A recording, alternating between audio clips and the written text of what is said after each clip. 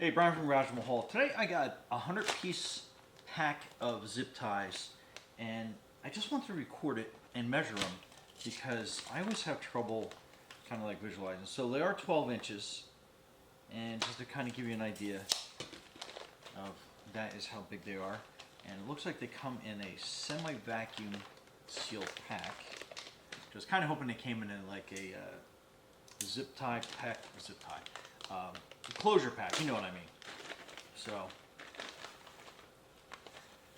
then that is your zip tie, and they feel a little on the lightweight side because I think they said they're like 50 pound max, so they're not heavy duty, but they serve the purpose that I need them for. I do a lot of auto and car work, so I was just looking for something I could tie up some electrical fittings on the inside, and something that wasn't too thick but thick enough. But anyhow, so that is your Mezzo industrial zip tie.